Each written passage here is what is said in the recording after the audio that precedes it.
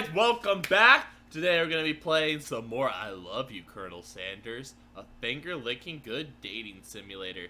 So let's go ahead and hop into it and let's start playing. Alright, so picking up where we left off, last episode, we just fought the giant spork monster, defeated him, destroyed us with our student debt power attack. Colonel Sanders was very impressed. We were so worn out and exhausted that we went back to our apartment and we had a dream of everyone riding chicken. You awake on day 2 and attempt to process the wild visions you had. Were they memories? Premonitions? You lie in bed and stare at the ceiling, thinking about the secret you discovered while tasting Colonel Sanders' cooking yesterday. You can't believe he used redacted. And then, there was that secret ingredient that Colonel Sanders went ahead and told you outright. Not much of a secret, huh? It's probably just because he already trusts you so much. Sure, that makes sense. We'll go with that. You meet up with your bestie in front of the school. Before we can tell her about the encounter with the spork monster, she launches into a story of her own. Hey, I know this might sound a little strange, but I think I might like Clank! Like him? Like? I know it sounds like it's moving too fast, but there's something about him. I like him, like him. We've got to talking after class, and he's actually a totally sweet guy. Not only that, but he's really smart. He told me all kinds of stories about Colonel Sanders. Did you know that Colonel Sanders was the most popular kid in his high school? No, but that does make complete sense. Yeah, but he's so popular. Like he was voted prom king at a school he didn't even go to. It was also the convertible that he himself rode in front of the homecoming parade. I'm thinking maybe something got lost in pressure cooker language translation there. Either way, maybe it'd be best for you to slow it down with this new boy, like I am with Colonel Sanders. You and Colonel Sanders, the coolest guy in school, the famous student to ever attend University of Cooking School Academy for Learning, you're a thing now? We definitely connected yesterday. Sure you did. You're great. Why wouldn't he be into you, I guess? Laughing at the implication that you and Colonel Sanders might be a thing is definitely not cool. You are great. You have an idea about how to prove that your love is real. Well, if he's not into me, why did he tell me one of his secret ingredients? However, you didn't tell her that you know a second ingredient too, which you discovered on your own. Your bestie's eyes light up. A secret ingredient? Yeah, I just said that, a secret ingredient. Is there a dramatic echo in there? Miriam checks to make sure you're alone before continuing. So this summer, while I was on vacation with my family, a lovely man approached me in the botanical garden where I was wandering. This can't be good. He told me all about his passions for spices. Secret spices. Oh boy. This man even gave me some to show me what he meant. He said it was a powder created from a super duper rare dried flower petal, and that if I did him a big favor, I could have some of my own. I just had to close my eyes and wait. Please, Miriam, don't tell me. So I filled my suitcase with them and brought them home. He was so nice, he even met me at the gate when I arrived. Later, when I cooked with him, a very strange feeling came over me, and the flavor was unlike any think you're being very liberal with the meaning of spices here. Whatever. Anyhow, we both share an interest in cooking, so we stayed in touch, you know, like pen pals. I bet he would love to know more about new spices. Well, I'm definitely not supposed to share Colonel Sanders' secret recipe. And besides, only know the one ingredient. So I doubt it'd be much use to anyone. Please, please, please! It would mean the world to me. No one has to know it came from you or from Colonel Sanders. What do you think? Should you protect Colonel Sanders' secret or share it with your bestie? Okay, so straight up here, we cannot tell. Because we don't want to risk violating the Colonel's trust. In a relationship, trust is everything. If you cannot trust them, what's the point of even being in a relationship? But on the other hand, I don't want to lie to my best friend. Let's go ahead and make up a fake ingredient. You quickly think of a fake ingredient name. I don't know, how about... It was Eye of Newt. That's the best thing I could come up with, is Eye of Newt. Yeah, you should be crying. If you buy that, you're even dumber than I thought you were. It was Eye of Newt. I know, sounds like some kind of witch's potion, but what can you do? Eye of Newt? Wow! Her eyes light up imagining such a thing, and you figure that you've satisfied her curiosity and she'll move on. However, she immediately turns around and does some dumb typing on her phone. Her thumb typing on her phone that you can't quite see. That's probably not good. Before you can ask her to confirm that she's definitely not texting secrets to other people, you're interrupted. A wind rushes in. Cherry blossom petals begin to fill the air. Aw, so romantic.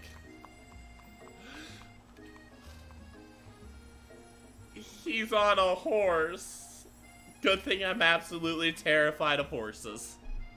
It's Colonel Sanders. He's arriving at school.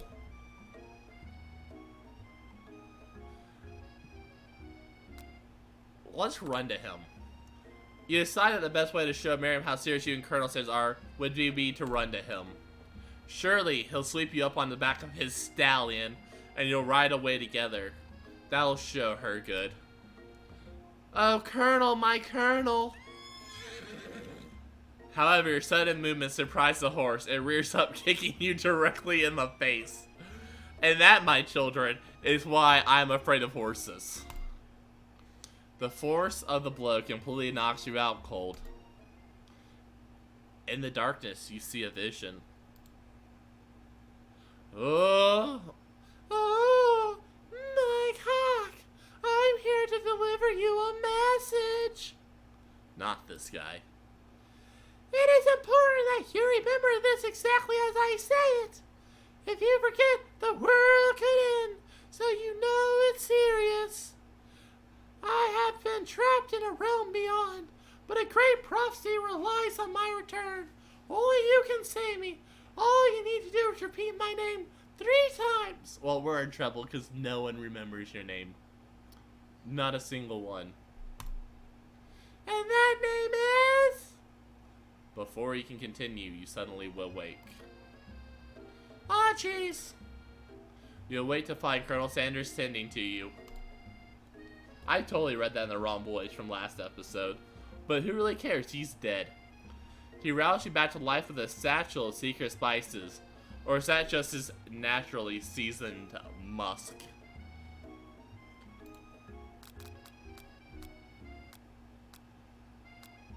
Alright, so we done screwed up. And so I don't think going in for the kiss is right, especially because of how early we are. I mean, that's a risky move. And like, I know that this game only has 3 days. But we're not even halfway through, like, the beginning of this. Like, personally, I've always been slow to go to relationships.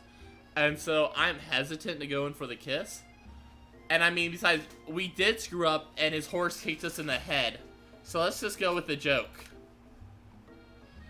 Maybe he shouldn't be riding a horse to school. And maybe you shouldn't be running up to animals you don't know. It's hard to say who was in the wrong here.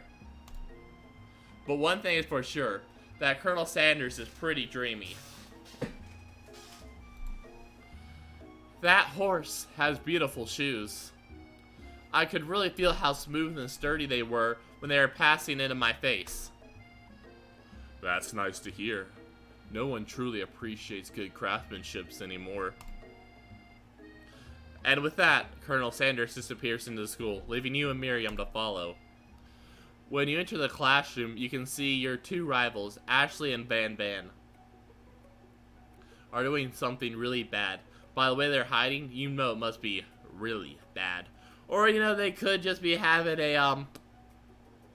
a bit of fun hiding in the corner. Like counterfeiting recipes bad. Experimenting with restricted ingredients bad. Summoning a demon bad. You try and get a peek over Van Van's hulking shoulders. But he sees you coming. Whoa there, little one. I'm not sure you're ready to handle this. Why don't you make like a bee and mind your own wax, honey? I don't want to seem like I'm not interested because I opt over there. Tell him something immature. He immediately dressed the rivals down for their immature behavior. Culinary school is to be respected. The kind of nonsense is a waste of everyone's time. Now you've upset them. Oh, you're the emperor of cooking, are you? You make the rules? I'm not sure you know a good meal if it ate you. Well, you killed a kid. So you can shut your mouth. You killed a kid. Being the best chef in the world takes more than just culinary schools. It takes creativity. It takes panache. And it doesn't hurt to use a little evil. You finally get a look at what it is they're hiding, and you instantly recognize it. It's a book, just like the one you found after your encounter with the spork monster. That's the same book I found last night in the quad. Ashley Amelia elbows Van Van, who hides the book behind his desk. I don't know what you're talking about. That book is a family heirloom, and its contents are secret. You notice that they haven't just been studying a book. They've gotten Pop pinned to the wall, and they're tossing potato skins at him as he tries to catch them in his mouth. We're playing. Before you can dig any further, you're interrupted by the arrival of more students. It's almost time for class. Bleep, bleep. Clank must be running late. He's in such a hurry that he rolls right over Van Van's meaty foot. Good. Hey, watch it, you bucket of bolts. You watch how you talk to him. He didn't do anything. Who do you think you're talking to? I've never heard such language, not even from a stand mixer. Womp womp. No, your mom was a stand mixer.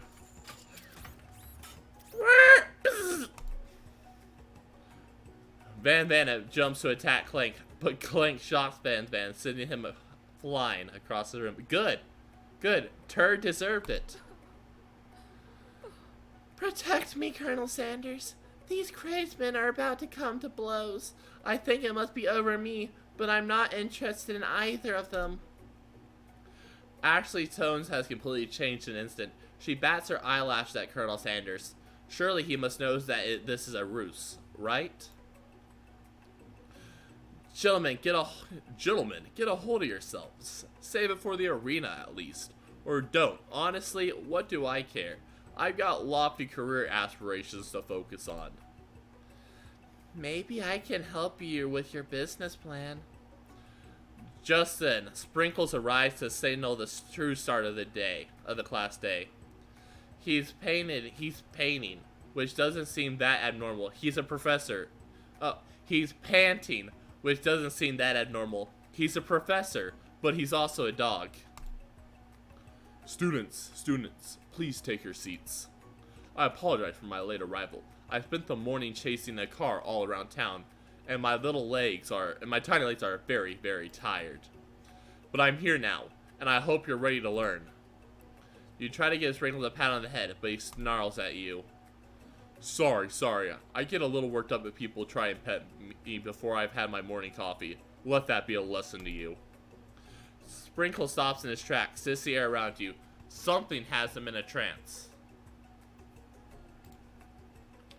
It's the scent left on you from Colonel Sanders. Sprinkle jumps on you and licks your face. Down, boy. Down. Off hoppin'. The command shouted by Colonel Sanders snapped Sprinkles out of his trance. I wonder what's up with that. Sorry, I got a little carried away. After he catches his breath, Sprinkles regains control of the classroom. Without further ado, we'll reveal the global history of my favorite fowl, the chicken. You want to pay attention to the lesson. Truly, you do. Which is why in 1776, at the signing of the Declaration of Independence, it was a chicken who first signed their name. But you can't help but daydream about Colonel Sanders. He missed most of the important parts. When you come to, Sprinkles is holding a tray of food in front of you. Well, my cock? Naturally, this appears to you to be a sample platter.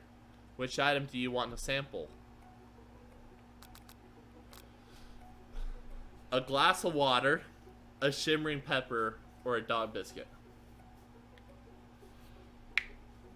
Alright, so the one that I'm really gonna knock out is dog biscuit. When was the last time you hydrated? We're gonna go with a glass of water. You grab the glass of water and gulp it down. It's cool and crisp, like the purest snow melted by a mountain spring. Hey, that was mine. It was from my favorite toilet. You owe me $6. And you've got excellent taste. You think to yourself, geez, I should pay better attention. We all make mistakes. I'm sure he'll forgive you. Someday. Come on, it's time for lunch. Before anyone can relax, the cafeteria lights dim. And your rivalers enter to make a dramatic announcement. Today's lunch will be prepared via time competitive cook-off. The level of their expertise is off the charts. Step up and tell them you're on. A bit of lunchtime competition, eh? Count me in. If I have to wipe the tables with you fools before I set my lunch down on it, then so be it. I'm not the fool. You're the fool. Fool! Good one, Van Van. I like your gumption, my cock. I'll be watching your performance. Just as thing reached a boiling point, Sprinkle steps in. Surely he'll put a stop to this madness. Now, students, please settle down. This is a lunchroom, not a sports scene court. Why did I turn British? Anyway, finally, a little sense. You breathe a sigh of relief. At least not until we turn on the timer. Timer ready. Just then, a huge light blasts you in the face, flashing the words, timer ready. That's what I'm talking about. God, Sprinkles is adorable. I stand corrected.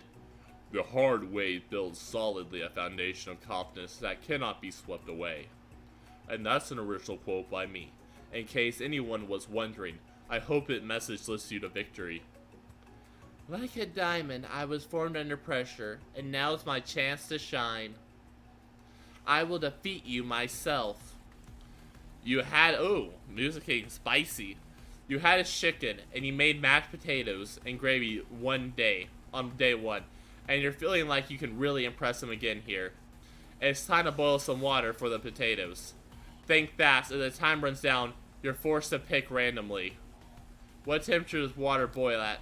That boils at 100 degrees Celsius.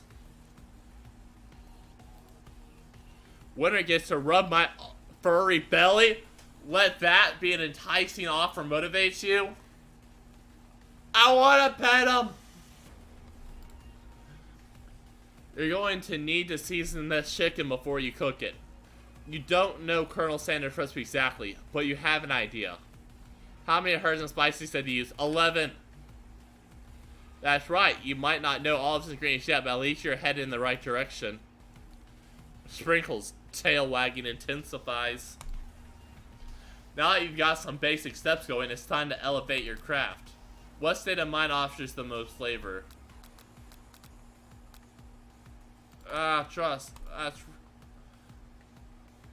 I'm begging you to get it together. Get it? I'm a dog.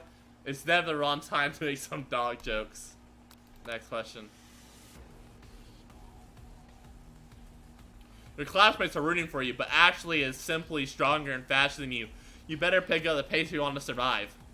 When you are a child, your father told you to never forget where you came from. Every day you meditate on his advice and draw energy from that place. Where does it come from? A small town. That's right, this is your shot and you're not gonna miss it. Arroo! You try to shout the noise there and focus on your cooking.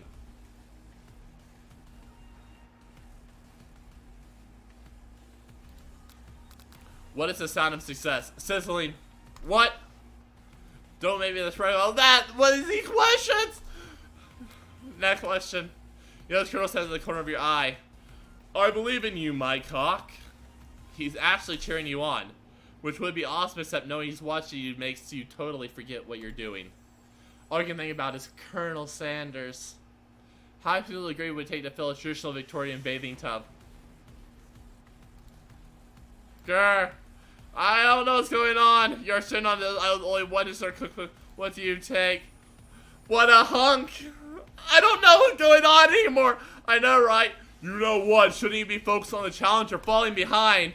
Colonel Sanders running yelling gondola. What do you have to do with Karate's spectacular fried chicken and delicately baked biscuits? Woof, woof. You're really struggling to keep up. At the next station over, Ash's RB plating elements of her dish is colorful and complex. To make up, you toss your biscuit dough into a stand mixer. As you do, the crowd gasps. Yikes! Bzz. I know you love nothing more than seeing a fellow applies you lice in a kitchen battle, but something that means sacrificing the personal touch. You might not have any hands, but my kind does, and a good chef needs to be touching the dough to know when it's properly mixed. Alright, I know biscuits quite well. That is in fact true. You gotta get hands-on with it. You want to make sure it's the right thing. Make sure that you have the right combination of the baking. Like, you're gonna add the flour, your shortening, your butter, your buttermilk. You want to use buttermilk. Anyway, side note. There's an easy way and a hard way. Don't get far by going. You don't get far going by the easy way. When you hear everyone talking, you realize how serious your error was. You immediately shove your hand into the mixer as you do before it's over mixed. My cock, no! But you're not fast enough. Your hand is stuck in a milly crushed by the spinning meter. There's no way you can use your hand for the rest of the match. What's going on? Colonel Sanders shakes his head in shame. What you often find is that the easiest way can turn out much, much more difficult. Everyone, stop what you're doing right now. The battle is over. It can't be. I was so close to finishing my dish. Sweetheart, look at your hand. You simply can't go on.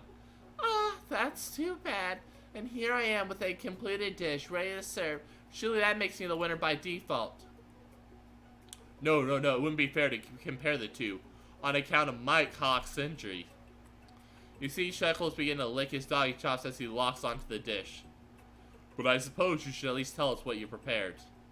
Well, because I'm the sweetest, I skipped straight to dessert. Under this white chocolate dome, you'll find a wider range of lights, taking you on a journey of flavor that tastes good and tells a story of excellence. I'm going to ask my cock to the honor, but since you're injured, I'm afraid that pouring the creamer of delicate hot chocolate sauce might be too difficult. Colonel Sanders, if you wouldn't mind lending me your strong, steady hand. Colonel Sanders pours the hot chocolate sauce on top of the dome, causes it to melt away, revealing the ingredients hidden within. Inside, you find a delicate fried cheese croquette topped with a slice of honeycomb, ice cream touche, tender nougat, and pearls of blueberry gelée. Colonel Sanders seems intrigued, but perhaps not impressed as he dips his finger in the chocolate sauce. Simplicity isn't your strong suit, is it, Ashley? Oh, you, hee hee. As he places a sauce-covered finger into his lips, Ashley leans over and whispers something to his ear. A dab of sauce sticks to his mustache. I don't want to seem desperate, so I'm going to internalize the rage you feel. Your rage burns so intensely within your eyes that they burst into flames. The flames cause your eyeballs to catch fire and turn to ash. What is going on in this world? What is going on? I don't know what's going on. And they fall off of your face, which means people will have a hard time understanding your emotions for the rest of the semester. Perhaps forever. So look, he's sweating now. Embarrassed and ashamed by your poor performance, not to mention your crispy fried brow, you run to the quad to be left alone. Okay, guys. So we're going to go ahead and stop this episode right here. If you liked what you saw, like, comment, subscribe for more. See all you dudes in the next video.